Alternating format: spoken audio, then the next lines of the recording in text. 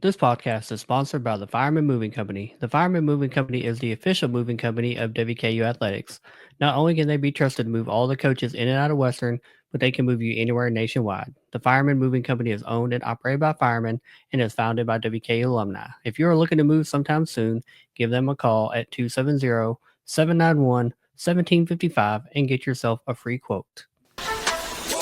Welcome to Topper Talk, your number one Western Kentucky athletics podcast. I'm your host, Stephen Moffitt, and I'm joined by co-host Tyler Bailey.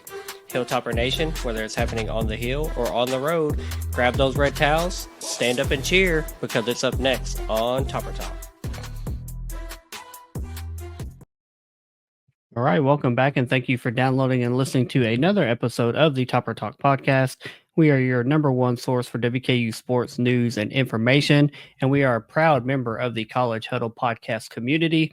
Make sure you're following us on all of our social media accounts. We're on Instagram, Facebook, then Twitter or X is going to be our main feed where you're going to get daily updates with all the news and happenings going on in the WKU world. And then make sure you slide over to our YouTube channel at Topper Talk Podcast. Give us a subscription over there, like and comment on those videos as we release those weekly. And then, as always, I've got Tyler here with me, man. We have another position group breakdown to jump into, and it is the last one, man. You ready to dive in? Yeah, it feels weird saying it's the last one, but I'm ready to get into it. Yeah, it is. The summer has kind of flown by, and we're just a couple weeks away now from that first kickoff, week 0. So looking forward to that. But before we jump into the wide receiver room, let's get caught up with the Red Towel wrap up, which catches us up with all the athletic news that we've missed since we last recorded. So Tyler, hit us with that Red Towel wrap up. All right, so WKU football punter Cole Maynard was announced to be on the Ray Guy Award watch list. Yeah, definitely big congratulations to Cole Maynard, being recognized as possibly being one of the better punters in all of college football. Just being on that watch list is an honor. Obviously, we hope he has another good season like he did last year. He does have pro aspirations, so we need him to just have that big boot and help us flip the field and win that position battle on the field. So congrats, Cole. And sticking with the award watch list, WKU offensive lineman Marshall Jackson was named to the Warfel Trophy watch list. Yeah, another honor for Marshall Jackson. The lone returning offensive lineman. Very nice for him to get your recognition, and for all these guys, honestly. But definitely that returning senior. Definitely proud of him. So congrats, Marshall. Staying on the same train as the last two, WKU tight end Noah Myers was added to the East-West Shrine Bowl 1000 watch list. Yeah, I think that's pretty awesome because Noah, filled in last year kind of in a part-time role when River went down and got hurt in the middle of the season. So I think that really says a lot about the upside that he potentially has to bring to this roster. So that's a big, big recognition for him. So definitely congrats to Noah. And WKU QB Maverick McIver was named to the Maxwell watch list.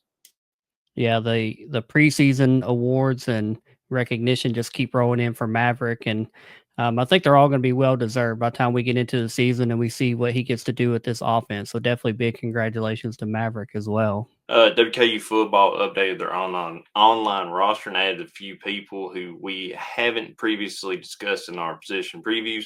Long snapper Bailey Sanders, he's a redshirt freshman from Buffalo. Kicker Connor Olson, he's a freshman, and QB Owen Loy, he is also a freshman. Yeah, obviously we've already done the position group breakdowns for special teams and quarterbacks, so we can't go back and talk about those guys. But we do pride ourselves on talking about every single person on the roster, all the new signees, freshmen, transfers, and everybody. So had a few new guys that were added to the roster over the weekend, so we wanted to recognize those guys. So, long snapper Bailey Sanders coming in from Buffalo. He'll have some eligibility left after Rex Robich is done in his senior year this year. He was the only long snapper on the roster before Bailey was added. And then a freshman kicker who looks like he has a good leg by what, if you watch any of his video clips. And then a quarterback, I think he was from Russellville or Russell County. I forget which one, but somewhere here in Kentucky. So welcome to the Hill to all those guys.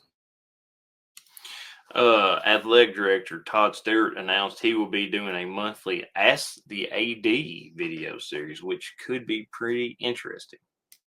Yeah, I think that's pretty neat. If you follow along on Twitter long enough, I think you see a lot of people just questioning or complaining or this or that about different things going on with the university and wanting to pin that back on the AD. And this is kind of going to kind of be their opportunity if they have a question or a comment or uh, a worry or a problem or something they want to ask about. Now you have a forum and a platform to submit your questions to the Ask the AD. And then monthly, I guess he'll be going through and answering those. So I think that's pretty neat and pretty transparent of the university to be doing. WKU baseball got a commitment from pitcher Zach Zura. Yeah, Zach Scissor. The school year is just a couple weeks away from starting, so you got to think that the baseball roster is probably getting pretty close to being buttoned up and completed. Obviously, we still got quite a bit of time till February rolls around and the season actually starts. So there could be some, late second semester additions, I do guess. But yeah, definitely congrats and welcome to the Hill, Zach. WKU track and field got a commitment from sprinter Milan Marshall. Yep, another one. Love to hear, any athletes that decide to come and commit to the Hill, whether it's an Olympic sport or football, basketball, it doesn't matter. We're going to give them recognition and a shout out here. So welcome to the Hill, Milan. WKU goalkeeper Maddie Davis was named to the USC Players to Watch list. Yeah, pretty big honor for the goalkeeper, Maddie Davis. Had a really good season last year. I don't remember exactly what her final tally was, but she had a lot of shutouts, clean sheets that she was responsible for last year as a goalkeeper. So definitely a big honor and recognition for her. So congratulations to Maddie. And staying in the vein of WKU soccer, they lost their exhibition opener at Murray State 0-1, and then turned around and beat Belmont 2-1 in their second exhibition. Yeah, we hate losing to Murray in any sport, but they had our number in that first exhibition. Knocking some rust off. Couldn't get one in the goal, but then we turned around and we played Belmont today as we record on Monday the 4th. We played them at home and we're able to beat them 2-1. Both of those were exhibition matches, so the regular season should be just right around the corner, and fall sports are here. Upton Stout has been a standout at 49ers camp. Yeah, we could probably do just about a whole episode on Upton Stout. If you follow our account on Twitter or X, whatever you want to call it these days, every single day, when I'm looking up what the guys in training camps are doing, just searching Upton and a couple of the guys that we'll talk about here in a minute. Every single day, Upton is just getting so much recognition from his teammates, from his coaches, from the media members that are there watching. I mean, he has just been a shining star at the 49ers camp. And as a 49ers fan myself, I couldn't be happier for him. It looks like he's in line to potentially be a day one starter for the 49ers, and that's just awesome. Really love that for him. He tried to tell him when they drafted him, you got a dog, and he wasn't lying. We know what Upton can do, so definitely congratulations to Upton. It'd be better if him and these next guys were all Titans. But former WKU wide receiver Lucky Jackson, who's with the Vikings, and Keyshawn Johnson, who's with the Browns, have also been performing very well at their team camps. Yeah, so Lucky, he's been with the Vikings now for a few years, has been, on the practice squad and, fighting for a roster spot this year. Not sure if he's going to make that final 53, but he is in, competition to possibly be one of their top 3 or 4 wide receivers. So we wish the best for Lucky Jackson. And then Keyshawn Johnson with the Browns. He was an undrafted free agent and has already signed a 3-year contract with the Browns. So to me, that tells me that they think quite a bit of him because that's almost unheard of for an undrafted free agent. Usually they're just kind of on a year by year basis, but a 3-year contract for Keyshawn. He has also just been showing out in camp so far with the Browns. So definitely hope both of these guys make it and stick, as well as all the other guys. We've got 15 total Hilltoppers that are on NFL camp rosters right now. So we hope they all, find a spot and land on the 53 or a practice squad or whatever it may be. We wish all those guys the best of luck. And that concludes this week's episode of the Red Towel Wrap Up. Moff, I'm going to hand it off back to you. Yeah, a lot of good stuff as always. Obviously, and noticeably, it's getting a little bit longer of a red towel wrap up compared to what we've had all summer, where it's just been quick hitters, some commitment signings, etc. Now we're seeing some sports starting to be played, camps being played. We've got games to talk about, performances to talk about, so a lot of good stuff there. But now we turn it over and we jump into our next position series breakdown, and it is our last position breakdown series of the summer, and it is the wide receivers group.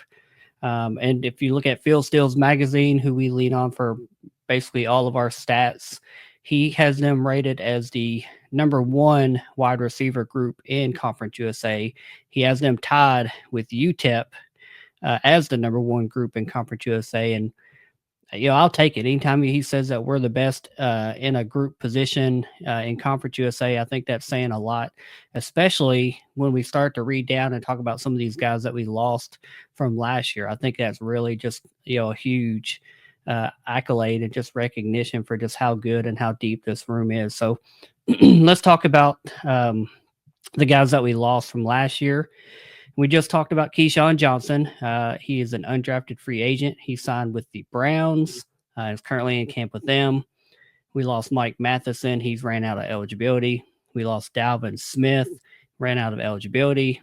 We lost Denzel Aliyeen. He medically retired.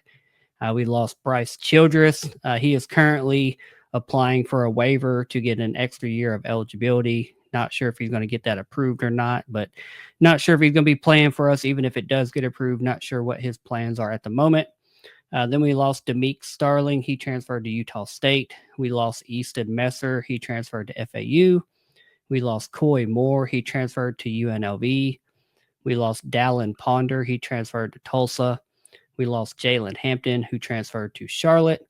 And then we lost Jarvis Hayes, who transferred down to the FCS. Couldn't find the school name. Searched, could not find it.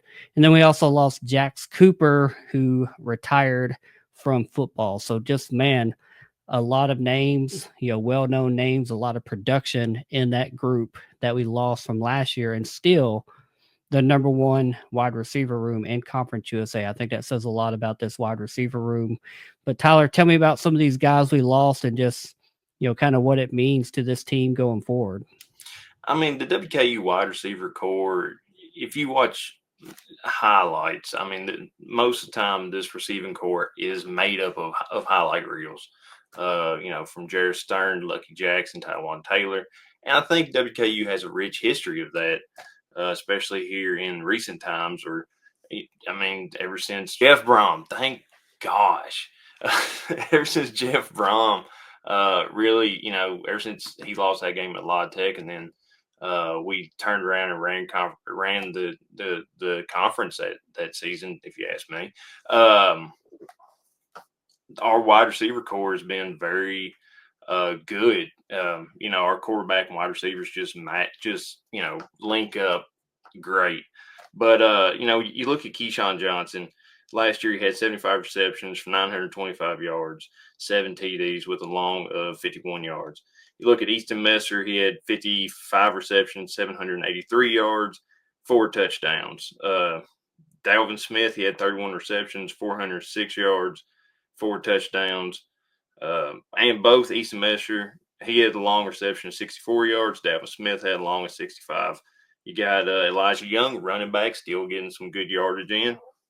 Receiving, he had 47 receptions, 384 yards, 2 touchdowns. You look at Mike Matheson, he had 13 receptions, 143 yards, 2 touchdowns. That's just the ones we lost. But even though the ones that I did name stat in the stats, they still added support, and they took the pressure off some of the more high profile receiver that we have. Because you got to think teams are smart. Teams know who to key in on. And it just sucks losing some of those real big names, like Mike Matheson, Keyshawn Johnson, Easton Messer. I really wish he would have stayed and wouldn't have got pulled away, especially going to FAU. and just some of them other guys, because this receiver room is a very dangerous weapon in our play style. Yeah, definitely lost a lot of talent and a lot of production from last year, which, I continue to say it's just crazy to think that we're still the best wide receiver room in Conference USA. And I just think that speaks volumes to this coaching staff and how they recruit and develop talent. Just really says a lot to lose all that talent and still be the number one position group in the conference, according to Phil Steele. And that's the Bible. We're gonna trust him. Now let's talk about some of the guys returning from last year who are still on the roster. We start off with Katie Hutchison. He's number 2 on the roster. He's a redshirt junior, 5'8", 178 pounds. Then you have Musa Berry, number 3 on the roster. He's a redshirt junior, 6'2", 194 pounds. You have Javi Bunton, number 19. He's a redshirt senior, 5'11", 190 pounds. Then you have Jaleel Walker, number 20, redshirt senior, 6'2", 192 pounds. Marvin Sims, number 21, a redshirt junior, 5'11", 182 pounds. Justin Brown, number 22, redshirt junior, 6 foot and 191 pounds. Damari Jefferson, he's number 12. He's a redshirt freshman. He's 5'9", 170 pounds.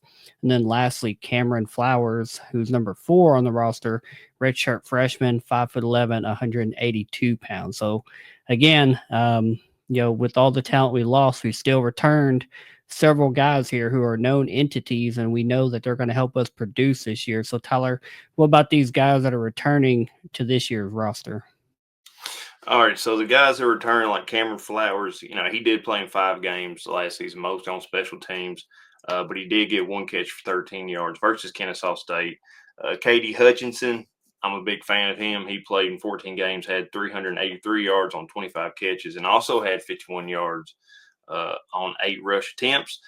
He's also a big play threat. He had he had big catches against like MTSU, and I'm drawing a blanks on the other one, but I say that he ranked number 1 in the league in conference games in yards per catch. Like I said, I think this year could be a big one for KD, and I'm really looking forward to him getting out there on the field. Musa Berry, he did play in 6 games, caught 10 passes for 100 yards and 1 TD. Damari Jefferson, he did not record any play last year. Justin Brown, he did not see any action last season.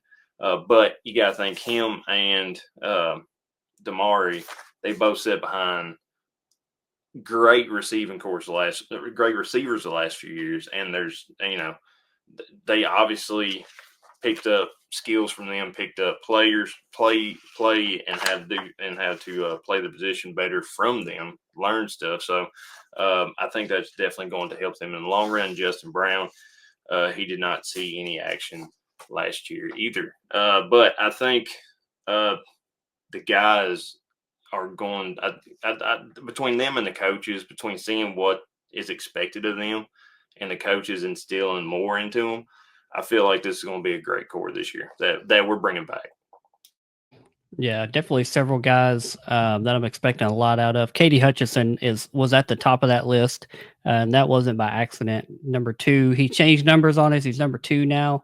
But man, if you recently saw the on-field interview he did after practice that I think Jeff Nations posted this past Thursday or Friday, I think it was, that boy has bulked up, man. He's on the Malachi Corley and the Upton Stout workout plan because he is noticeably bigger and stronger. And he quoted those guys. He said, those guys told me I need to put on muscle, get stronger if I want to be ready to play at the next level. So, he's one of those guys, and he's still just a redshirt junior. He can come back next year. But we've got big expectations for him. Both of us do. And I'm excited for him. Now let's look at some of the guys that we added to the roster for this year. We'll start with Kelby Williams. He's number 13. He is a senior. He's 6'2", 185 pounds. He transferred from ODU. We have Jarius Mack, who is number 14. He's a redshirt senior, 5'10", 178 pounds. He transfers from UNC Charlotte. We have Matthew Henry, number 17. He's a redshirt senior, 5'11", 176 pounds. Transfers from Western Illinois. We have Isaiah Myers, number 80. He's a redshirt junior, 6'4", 190 pounds, transfers from Purdue and also UNC Charlotte before that. Then we have Quincy Burrows, number 84. He's a redshirt junior, 6'1", 207 pounds, who transfers from Wisconsin and Cincinnati before that. Then we have Fonzie Smith, who's number 24. He is a true freshman, 6 foot, 177 pounds. And then Dylan Vickerson, number 83, who is also a true freshman, 6'1" and 210 pounds. So, man, on top of all the guys that are returning, several that we know can add to the depth and strength of this roster. We went and added a bunch of guys that I think are going to be really, really impactful to this roster this year. So, Tyler, tell me about some of these guys and what you might expect. Jerry Smack, he came in from ODU in 2024. He caught 28 passes, 503 yards, and 3 touchdowns. But he also finished second in the ACC and 24th in the FBS with an average of 18.12 yards per catch. Matthew Henry, he's on the 2025 Athlon Sports preseason All-Conference USA first team and the 2025 Phil Steele preseason Conference USA All-Conference third team. He played in 12 games last season, led the team with 1,211 yards and 6 touchdowns on 64 catches. And in the Big South OVC, he ranked number 1 in receiving yards, 6th in reception per game, 4th in all-purpose yards, 3rd in yards per catch, 7th in total receptions, and 2 times he posted 200-plus yard games. So we talking about the big game between with KD. I feel like we got 2, really 3 big weapons that we throw at you right there. Then you turn around and you look at Kelby Williams. He spent the last 2 seasons with ODU. In 2023, he played in 12 games, catching 6 passes for 551 yards. But in 24, he played in 7 games where he caught 2 passes for 52 yards. Isaiah Myers, he played at Charlotte in 24 when he played in all 12 games with 13 catches and 3 TDs. And may have to do another timeout while I'm looking through Quincy Burrows. He spent 2 seasons at Wisconsin where he played in 22 games at wide receiver and on special teams. In 24, he played 9 games and caught 1 pass for 13 yards, but he also made 2 tackles. Fonzie Smith, he played at Trinity Christian High School in North Carolina, where he ranked as a 3-star prospect by 24/7 Sports on 3, ESPN, and Rivals. And as a senior, he caught 49 passes for 1,017 yards and 9 touchdowns in 11 games and rushed 59 yards on 8 attempts. And then Dylan Vickerson, he rated as a 3-star prospect as well by 24/7 Sports, Rivals, On 3, and ESPN. He caught 48 passes for 814 yards and 16 TDs in 12 games, but he also threw for 2 passes for 111 yards and 1 TD. So we may have another Dalvin Smith on our hands, which I think would be really cool, especially if we would try to get into them trick plays sometime. Yeah, speaking of Dalvin Smith, and these guys that we added, it's really weird. I said this after the spring game when we saw Matthew Henry out there wearing the number 17. It's really weird to see somebody wearing that number 17, and it's not the long dreads that Dalvin Smith was always had and was known for. But I think Matthew Henry is going to be a very good replacement and represent that number 17 well. He was an FCS All-American last year, over 1,200 receiving yards, 6 touchdowns. I mean, that's basically a plug-and-play wide receiver 1 right there. And then going down the list, looking at some of the other talent, I've heard and I've seen people online and on message boards chattering about being worried about our wide receiver room. I think you're not looking at where these guys came from and the stats that they had in systems that don't throw the ball around like we do. Kelby Williams from ODU had 503 receiving yards in his career with 3 touchdowns. Jarius Mack, almost 1,000 receiving yards with 3 touchdowns. Isaiah Myers, over 900 receiving yards with 11 touchdowns. Quincy Burrows is 6'1", good size. Isaiah Myers is 6'4", good size. Kelby Williams is 6'2". I mean, we have so much depth and really, really good pieces in an offense that's going to throw the ball 40 times a game. None of these guys except for maybe Matthew Henry, came from offenses that spread the ball around and passed it as much as we do. So we've got guys that they just need an opportunity. And that's why they come to, an offense and a system like Western Kentucky. And I've always said that this offense sells itself. We don't have to really go out and recruit it. If you're a playmaker and you want to come somewhere and get an opportunity to get on the field and put game tape out there, making plays, catching the ball and turning upfield and trying to get to the end zone, this is the place to come. And as we just rattled off all those names, man, we've got a bunch of guys that maybe right now they're kind of unknowns. You just hear a name, you hear their number, you hear some stats. But I think by the middle of the season, early middle of the season, several of these guys are going to be like, wow, where did they come from? And we can circle back to today that we're talking about them, and that I guarantee you, there's going to be 2, 3, 4 of these guys are going to be like, okay, we have some stars here, we got some diamonds in the rough that we just didn't realize we had. To the casual fan, I think we're going to be really good. I think Phil Steele doesn't rate this room as the number one wide receiver group in Conference USA just because we have KD and Musa coming back. Those two guys alone don't make us the best wide receiver room in Conference USA. Those are two really good pieces, but we added another 6, 7, 8 names right here that we just talked about that are going to be really good. And I haven't even talked about the two freshmen, Fonzie Smith and Dylan Vickerson. I don't know how much playing time they'll get, if they'll earn their way on the field, but I do know that when we signed them, as high school commits, that our staff was really high and really excited on both of those guys. So whether that's this year, 25, or if it's next year in 26, whenever they get a chance to get on the field, I'm really, really excited about every single player that we added to this roster, man. I just think we're so very deep in the wide receiver room. And I think, if I want to use my basketball metaphor, I always say Don McHenry's the straw that stirs the drink. That's obviously Maverick McIver in this offense. Well, if he's the straw, then these guys are the drink. These guys are going to be the refreshing beverage that washes down a bunch of touchdowns. And I'm very, very excited for them. Now let's look at the projected wide receiver starters for this coming season. And again, this is according to Phil Steele. It is subject to change, and obviously depending on personnel, injuries, etc.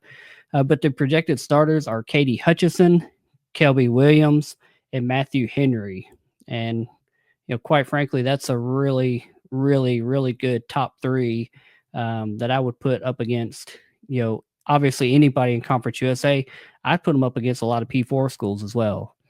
That's some depth and some good skill players that are going to be really productive and really special here. So I'm looking forward to those guys. Now, Tyler, we've got to jump into the questions that we ask of every single position group as we go through these. So first off, who is going to be the hardest to replace from last year's roster? Hardest to replace? Oh gosh. That is a hard question because there's so many dang answers.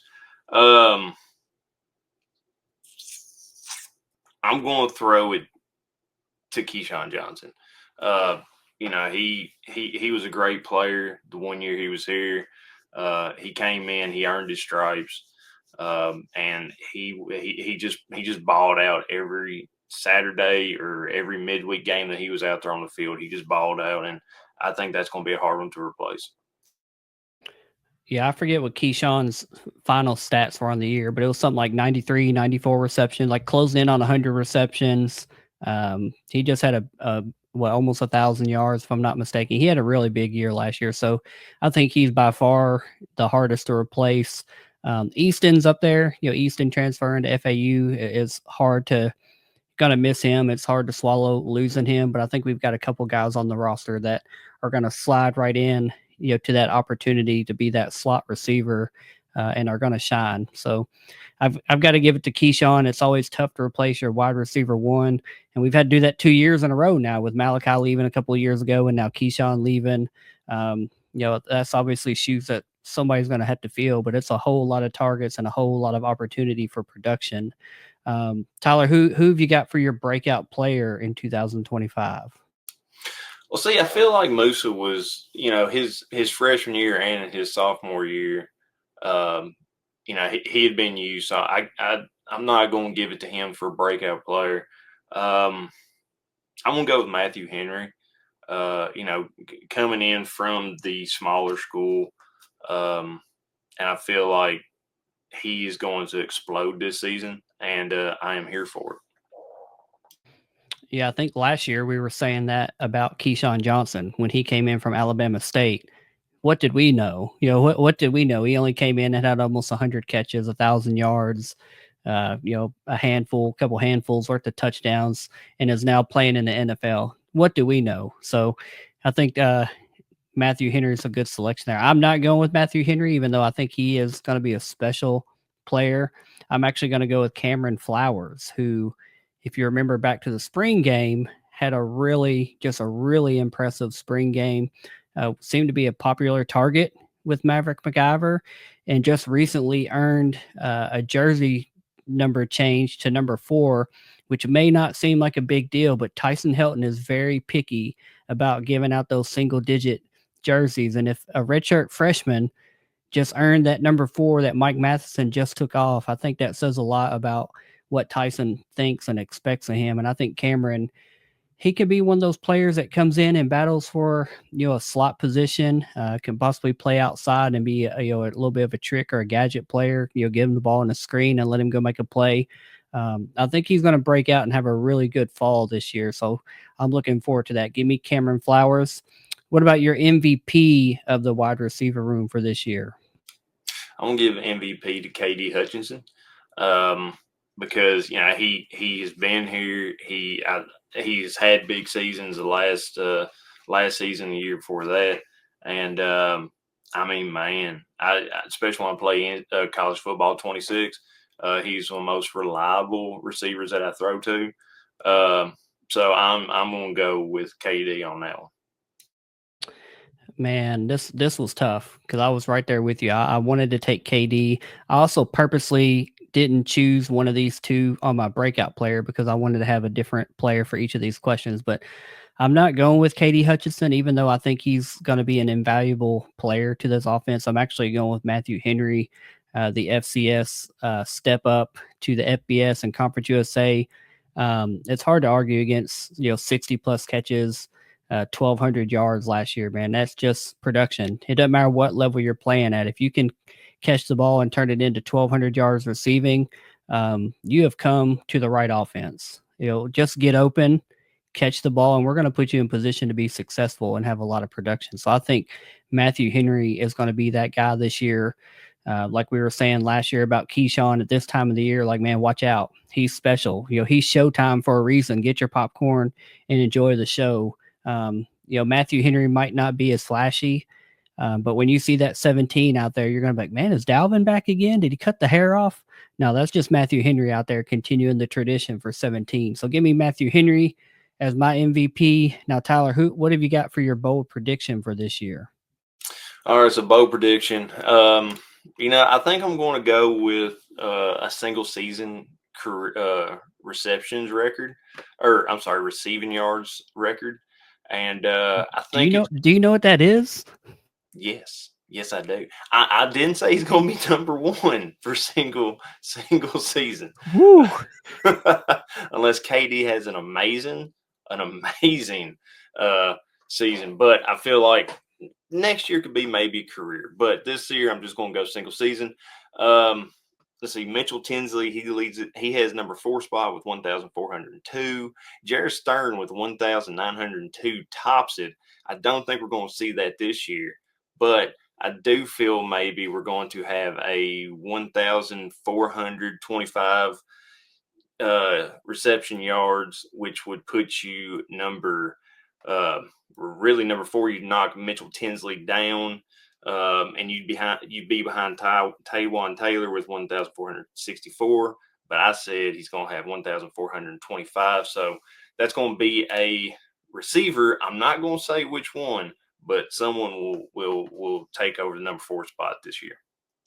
Yeah, top 4 single season, receiving yards at WKU. That is saying something. That is a bold prediction.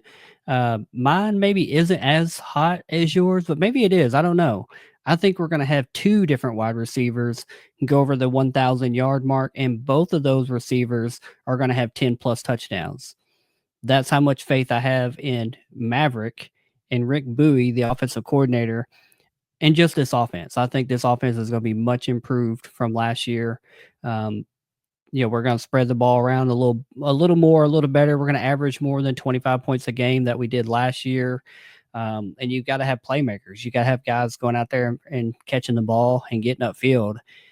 And I think of that group that we just named, we've got several guys that can do it. Like you, I'm not going to name names. I don't know who it's going to be. It could be KD. It could be Matthew Henry. It could be a number of guys. I don't know who's going to do it. I think there's likely suspects, probably those guys that we mentioned as our breakout and MVPs, those are the likely suspects, but a number of guys could do it. If injury or something else happens, I think next man up and we're still going to have some production. I think we're not going to have much of a drop off. So give me 2 1,000-yard receivers and 2 receivers with more than 10 touchdowns. I think that's pretty bold, and I can't wait to see it happen. It's definitely going to happen this year. So that does bring us to the end of the wide receiver position group breakdown, which also brings us to the end of the position group breakdown for every position on the roster. So at this point of the preseason, we have now talked about literally every single player on the roster. Not only the guys that departed from last year, but we talked about the guys returning. We talked about the guys that we added to the roster.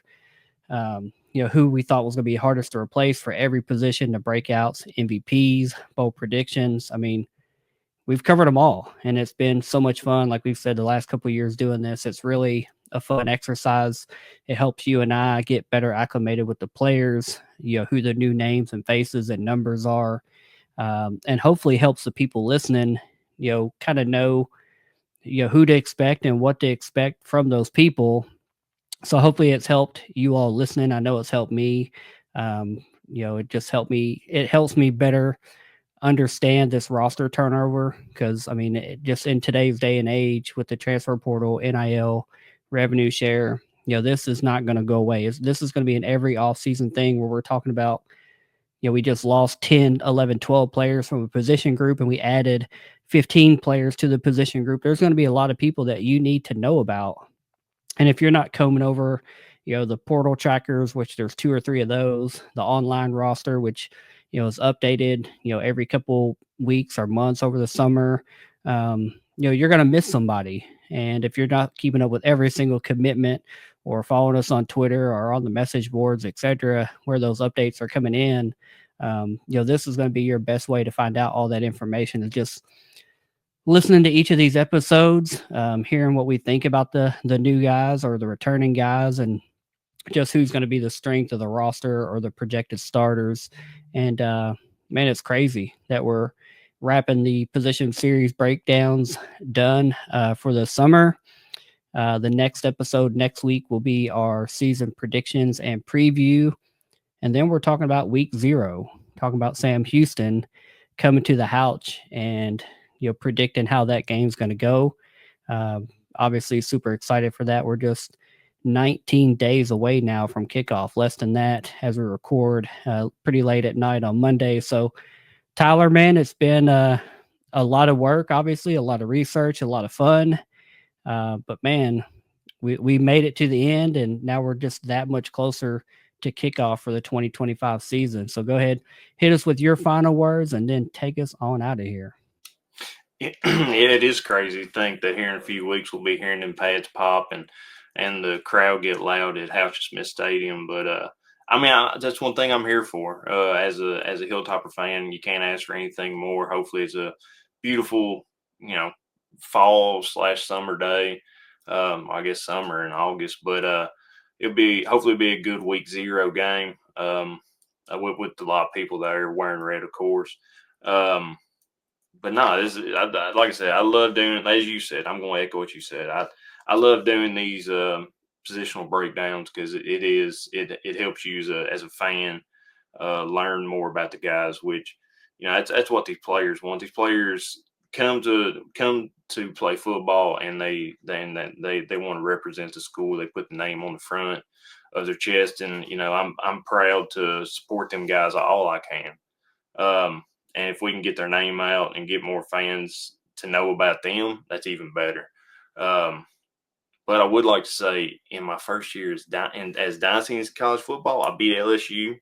I won the conference championship, beat FIU actually, and then went on to beat Baylor in the Independence Bowl. So, hopefully the our season kind of goes something like that. We just don't lose 3 games like I did.